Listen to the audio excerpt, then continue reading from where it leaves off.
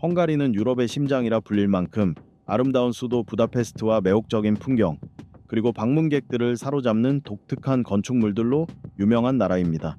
특히 이곳은 아이의 이름을 짓기 위해 정부의 승인을 받아야 한다는 점, 맥주를 마실 때 잔을 부딪히는 것이 금지되어 있다는 점, 그리고 역사상 가장 악명 높은 여성 살인마 바토리 에르제베트의 고향이라는 점 등 매우 독특한 사실들로도 잘 알려져 있습니다.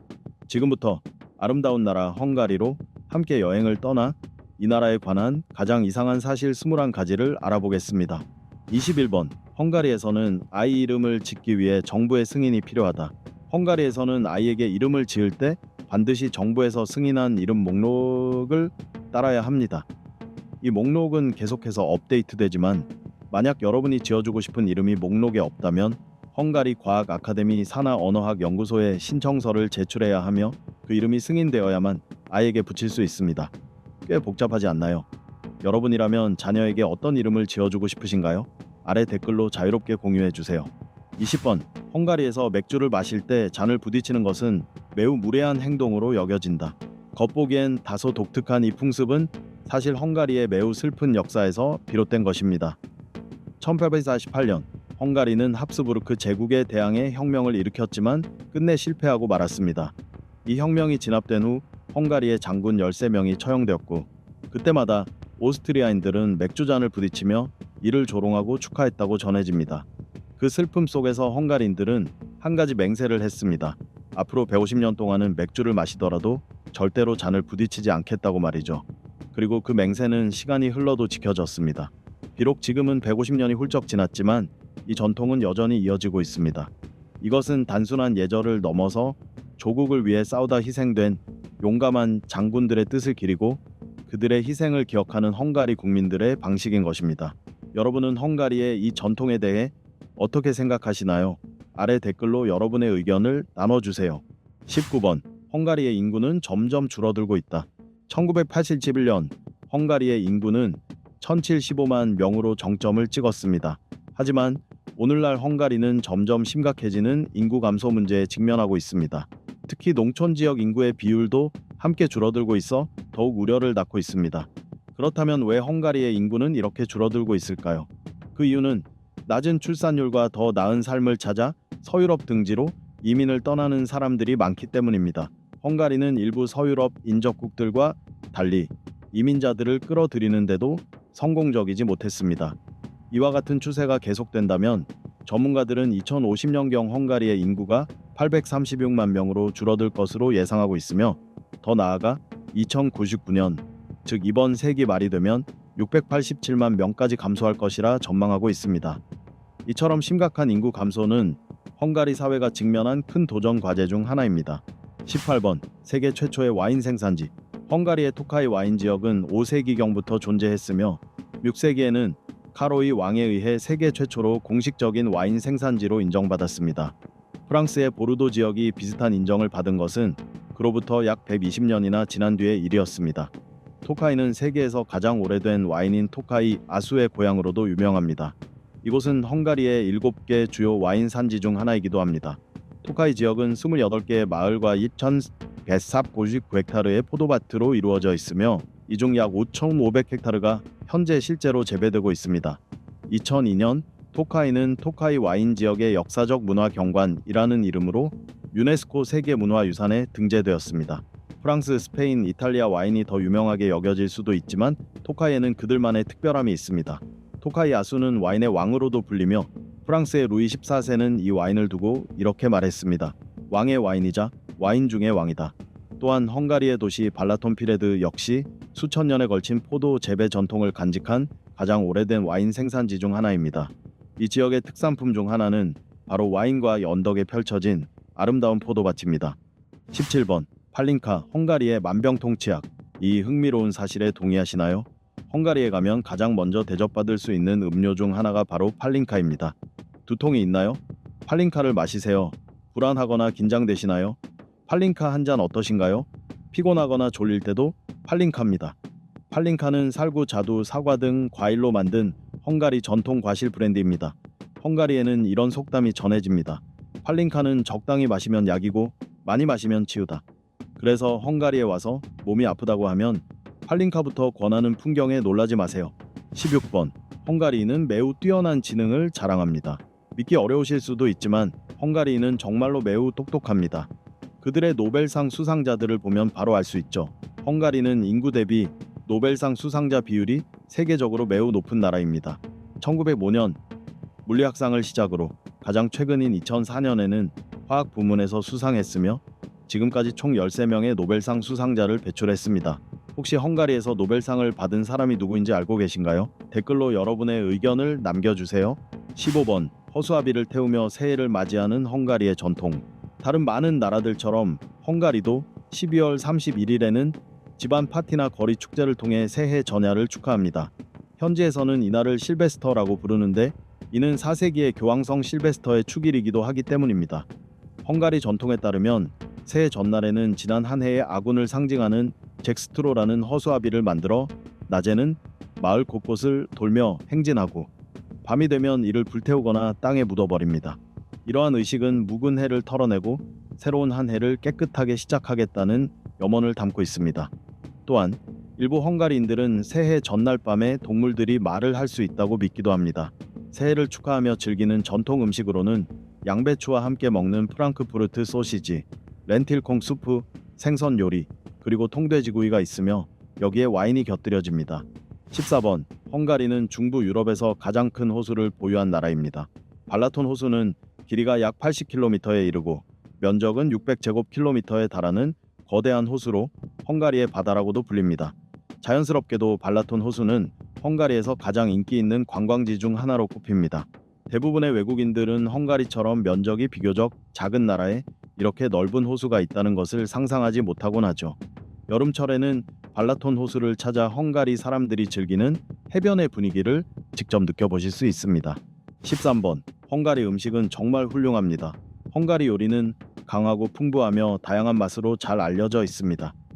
헝가리 음식을 처음 접하시는 분이라면 지금 소개해드리는 특별한 요리들을 절대 놓치지 마세요. 먼저 헝가리를 방문한다면 반드시 맛봐야 할 대표적인 요리 굴라쉬입니다. 굴라쉬는 소고기, 감자, 당근, 고추, 다양한 향신료 등을 넣고 끓인 스튜 형태의 전통 요리입니다. 가끔은 돼지고기나 송아지고기로 맛을 달리해 즐기기도 합니다. 이 요리는 헝가리를 대표하는 음식으로 자리 잡았으며 꼭 한 번쯤은 경험해 보셔야 할 메뉴입니다. 또 다른 흥미로운 요리로는 어부의 수프, 즉 헬라슬레 수프가 있습니다. 이 수프는 잉어, 메기, 송어, 피크 등 다양한 생선을 사용해 만들며 파프리카가 듬뿍 들어가 깊은 붉은색을 띠는 것이 특징입니다. 특히 추운 겨울이나 저녁 식사로 즐기기에 아주 적합한 따뜻한 음식입니다. 그리고 랑고시는 헝가리 사람들이 매우 좋아하는 간식입니다. 터키에서 유래된 것으로 알려져 있으나 고대 로마 시대로 거슬러 올라간다는 주장도 있습니다. 이 음식은 튀긴 빵 위에 치즈, 마늘 소스, 소시지, 사워크림 등을 곁들여 먹습니다. 헝가리 거리나 시장 혹은 발라톤 호수 근처의 식당에서도 손쉽게 즐기실 수 있습니다. 여러분은 헝가리 음식에 대해 어떻게 생각하시나요? 혹시 이미 드셔본 헝가리 요리가 있다면 아래 댓글로 여러분의 경험을 공유해주세요. 12번. 헝가리는 비타민C를 발견한 나라입니다. 여러분은 매일 비타민C를 챙겨 드시나요? 그렇다면 아래 댓글로 알려주세요. 세계적으로 가장 유명한 비타민 보충제 중 하나인 비타민C는 1930년대 헝가리의 생리학자 알베르트 센트죄르지에 의해 발견되었습니다. 헝가리 남부 세게드 대학교에서 연구하던 그는 동료 연구자 요제프 스비르벨리와 함께 비타민 C를 발견했고 이 공로로 1937년에 노벨상을 수상하게 됩니다. 뿐만 아니라 당시 헝가리에서 함께 진행된 고리와 에스베의 획기적인 연구는 비타민 C가 우리 건강에 얼마나 중요한 역할을 하는지를 세계에 알리는 데 큰 기여를 했습니다. 11번. 역사상 가장 악명 높은 여성 살인범의 고향. 헝가리 출신의 한 역사적 인물은 세계에서 가장 많은 사람을 죽인 여성으로 기네스북에 등재되어 있습니다. 그녀의 이름은 바로 바토리 에르제베트입니다. 바토리는 16세기와 17세기에 활동했던 헝가리 귀족 여성으로 역사상 가장 악명 높은 여성 연쇄 살인범으로 불립니다. 1915년부터 1910년까지 그녀는 4명의 공범과 함께 수백 명의 젊은 여성들을 고문하고 살해한 혐의를 받았습니다. 재판 과정에서 언급된 최대 희생자 수는 무려 650명에 달합니다. 그녀의 잔혹한 범죄는 300명이 넘는 목격자와 생존자의 증언, 그리고 체포 당시 발견된 끔찍한 시신들과 갇혀있던 소녀들로 인해 사실로 확인되었습니다. 특히 그녀가 젊음을 유지하기 위해 처녀의 피로 목욕을 했다는 이야기는 유명하며 종종 흡혈귀처럼 묘사되기도 했습니다. 이로 인해 그녀는 흔히 왈라키아의 블라드 3세, 즉 드라큘라 백작과 비교되곤 합니다. 10번. 부다페스트는 세계에서 온천이 가장 많은 도시입니다. 헝가리는 바다와 접해 있지 않지만 그렇다고 이 나라가 온천 애호가들의 천국이 되는 데에는 전혀 문제가 되지 않습니다. 헝가리 전역에는 무려 1300개가 넘는 온천이 분포되어 있으며 그 중에서도 부다페스트는 세계에서 가장 많은 온천을 보유한 도시로 손꼽힙니다. 헝가리는 연중 내내 다양한 온천 스파 서비스를 제공하고 있으며 이는 누구에게나 휴식과 회복의 기회를 줍니다. 특히 헝가리의 찬란한 수도 부다페스트는 거대한 온천 수량으로 전 세계에서 독보적인 위치를 자랑합니다. 이 도시에는 하루에 최대 7천만 리터의 온천수가 솟아납니다. 이렇듯 부다페스트는 온전히 몸을 담그고 힐링을 원하는 사람들에게는 진정한 낙원입니다. 부다페스트의 온천수는 그 양뿐만 아니라 풍부한 미네랄과 치유 효과로도 유명합니다. 여러 건강 문제에 놀라운 효능을 보여주기 때문에 단순히 즐거운 체험을 넘어 건강 회복에도 도움이 되는 자연 요법으로 주목받고 있습니다. 자연스럽게 건강을 챙기고 싶으시다면 부다페스트가 정답입니다. 부다페스트에는 대표적인 두 개의 대형 온천이 있습니다. 첫 번째는 세체니 온천으로 헝가리 수도에서 가장 큰 자연 온천입니다. 지역 주민들과 함께 교류하고 싶으시다면 이곳을 추천합니다. 도심 공원 안에 위치해 있으며 실내탕과 야외탕 모두 갖추고 있어 편안하게 원하는 공간을 선택하실 수 있습니다. 두 번째는 겔레르트 온천입니다. 겔레르트 호텔 옆에 위치한 이곳은 세체니보다 더 크고 고급스러운 분위기를 자랑하며 인공 파도가 있어 마치 바다에서 서핑하는 듯한 느낌을 줍니다. 현지인들과의 만남을 피하고 싶으신 분이라면 이곳을 선택하세요. 대부분의 방문객이 관광객이기 때문입니다. 여러분은 부다페스트를 한 번쯤 방문해 보고 싶으셨나요? 이 흥미로운 사실에 대해 여러분의 생각을 댓글로 나눠주세요. 9번. 헝가리는 마자르 민족의 땅입니다. 헝가리는 마자르 부족이 정착한 땅입니다.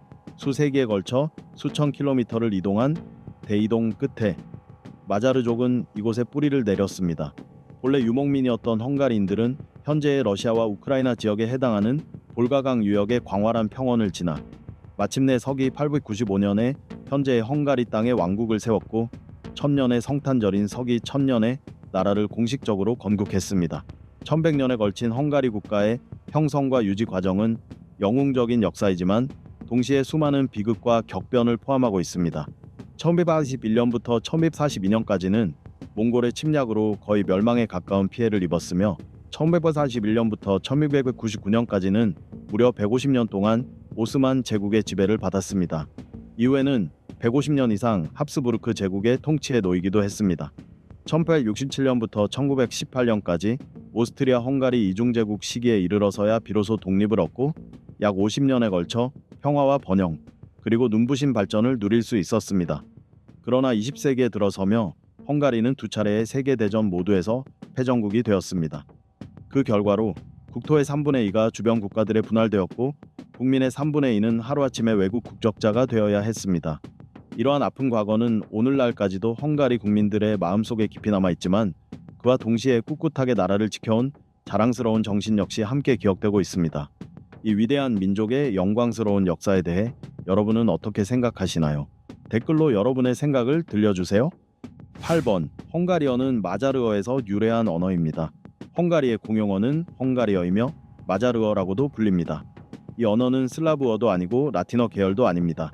헝가리는 다양한 민족이 함께 살아가는 나라로 각 공동체가 사용하는 언어도 다양합니다. 헝가리인의 대다수는 약 70%를 차지하는 슬라브계 가톨릭 신자이며 무슬림은 소수에 해당합니다. 현재 헝가리에는 약 10만 명의 유대인도 거주하고 있습니다. 헝가리어는 다른 유럽 국가 사람들에게는 배우기 매우 어려운 언어 중 하나입니다. 이는 언어 계통이 전혀 다르기 때문인데 핀란드어와 에스토니아어와 같은 우라러족에 속합니다.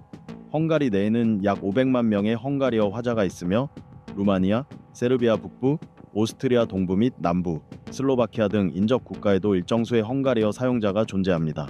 7번. 부다페스트에는 96m보다 높은 건물이 없습니다.